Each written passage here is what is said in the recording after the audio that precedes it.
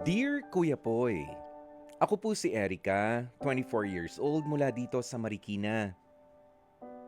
Didiretso na po ako sa kwento ko. May nakilala po akong lalaki, siya si Gab, sa gym kung saan na madalas akong mag-workout. Isa rin po siya sa mga madalas din na mag-gym sa area namin. Pero sa hindi ko inaasahang pagkakataon ay bigla na lamang po siyang nag-iwan ng message sa akin at doon na nga nag-start ang communication namin ni Gab. Nanliligaw pa lamang siya, Kuya Poy, ay may ilang toxic traits na talaga itong si Gab. Ilang minuto lang kasi akong malate sa usapan namin ay nagagalit siya kaagad. Ayaw niya akong sunduin ng motorsiklo dahil hassle raw para sa kanya. At maging ang mga pamilya at kaibigan ko ay tinatawagan at ite-text niya kapag wala pa ako sa bahay. Minsan niya na ring pinahiram ng pera ang kuya ko nang hindi sinasabi sa akin. Saka ito isinumbat nang minsan kaming mag-away. Pero out of all these toxic traits, Kuya Poy, ay madalas kong paghinalaan ang mga ikinikilos nitong si Gab. Lagi kasi siyang lumalabas tuwing gabi, dala ang kanyang motorsiklo at madaling araw na rin kung umuuwi. Kapag magkasama kami sa gabi, may ilan ding bigla na lamang tumatawag sa phone niya na hindi ko dapat marinig o hindi ko dapat tanungin. Hinala ko, Kuya Poy, bukod sa akin ay may babae pa siya. At posibleng isa lang ako sa mga gusto niyang idagdag sa koleksyon niya. Hindi kasi may pagkakailang may itsura naman talaga itong si Gab at maganda pa nga ang pangangatawan dahil sa pag-gym. Kaya posible talagang maging lapitin rin siya ng mga babae. Isa pang problema ko sa kanya, Kuya Poy, malisyoso ang mga biro niya kapag magkasama kami. At yung iba pa naming mga nakakasama rin sa gym o sa gym, may mga usapan sila na parang hindi ko naman basta matanggap. Usap-usapan nga na pumapatol nga raw sa gay o sa miyembro ng LGBTQIA+, itong si Gab. Tinawanan ko lang yun dahil posibleng biruan lang naman, lalo na nga sa panahon ngayon. Not until isa sa mga kaibigan ko mismo na naghahanap ng kakainan o pupuntahan naming cafe na overlooking sa bandang Rizal ang nakakita ng na may kasamang iba itong si Gab. Hindi nga isang babae, kundi isang bading, Kuya Poy. Ipinost kasi ng may-ari ng cafe ang kuha nila. Magkaharap sa isang table, may candle, dim light at binati pa ng happy birthday itong si Gab. Malapit na nga na rin naman kasi ang birthday niya talaga noon. Nung makita ko pa lang yung photo na yon, alam ko na may something sa kanya yung gay na kaharap niya sa picture. Sa larawan pa lang yun, alam kong totoo ang mga chismis na narinig ko sa gym tungkol kay Gab na pumapatol nga siya sa bading.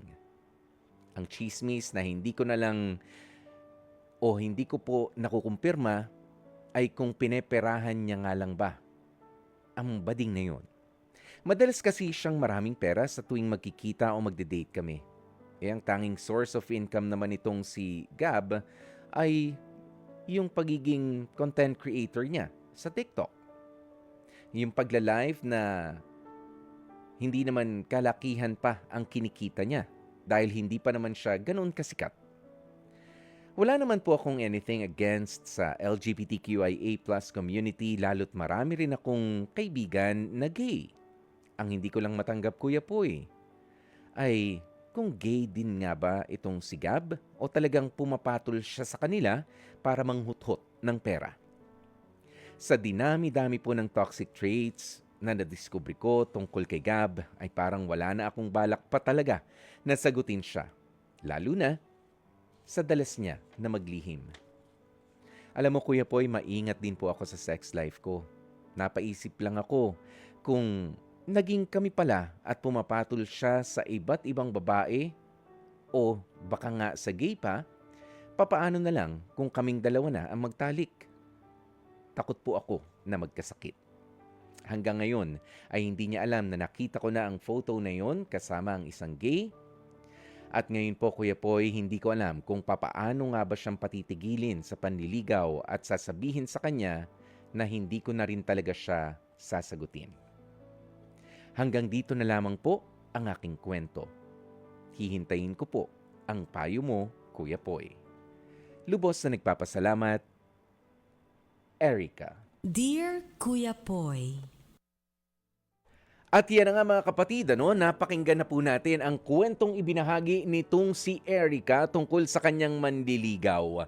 Okay, Erica, harapin mo na lamang yung katotohanan. Huwag mo nang paligoy-liguyin pa, huwag mo nang patagalin pa.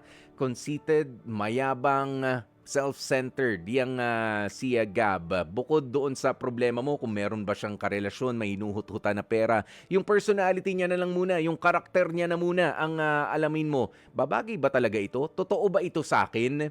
O regardless kung meron nga siyang babae, makonfirm mo man yun, o meron siyang hinuhut-hutan na mga kapatid nating mga gay, 'di ba? Hindi 'yun ang problema. May kayabangan taglay. Nanliligaw pa lang nagagalit na kung na-late ka ng konti. O tapos magpapahiram ng kwarta sa kuya mo. Ewan ko naman sa kuya mo, ba't naman kasi humiram ng kwarta sa manliligaw mo, no? Yan naman ang wag niyong gagawin, ha? Oo, na para niyo na mga ibinebenta na yung mga kapatid ninyo. Huwag kayong hihiram ng pera sa nanliligaw, nanunuyo sa mga kapatid ninyo. Tapos isinumbat na rin agad sa iyo nitong si Gab, 'di ba? Siguro sa mga anong 'yan at masyado rin siyang connected na sa family ninyo. Hindi ka nakapag-text, hindi ka pa nakakauwi, hinahanap ka na sa kanila. Pangit 'yan. Nakakasakal na kapartner yung klase na ganyang tao, Erica. Kaya kung aalamin pa, meron po kaya o wala, o walang problema. Siya mismo ang problema. Hindi siya nababagay sa'yo. Okay? Problema lang ang iaakyat niyan sa pintuan mo. Okay? Ang ipapasok niyan sa pintuan mo, Erica. At hindi natin kailangan ng stressful na partner na parang anong tawag mo rito, napaka mahiwaga na mga ikinikilos niya. Kaya tayo kukuha ng partner, kaya tayo kukuha ng makakarelasyon, yung mga katulong natin para ma-achieve natin yung peace of mind, yung assistance, yung service kapag kinakailangan, di ba? Yung acts of service, yung love. Ayan, hindi yung kukuha ka ng makakapartner mo para isipin mo, asikasuhin mo na lang, para tanungin mo, awayin ka, pag-e-explainan mo. Teka lang. Hindi maganda yon kapag ganyan ang nakikinikinita mo dyan kay Gab. Kaya wag nang patagalin pa. Sabihan mo na rin yung mga pamilya mo. Tama na, wag na kayong mag-ano dyan, ano? Oo, wag na kayong mag-communicate dyan kay Gab. Hindi ko siya gusto. Ayaw ko na siya, hindi na matutuloy ang panliligaw niya. Okay?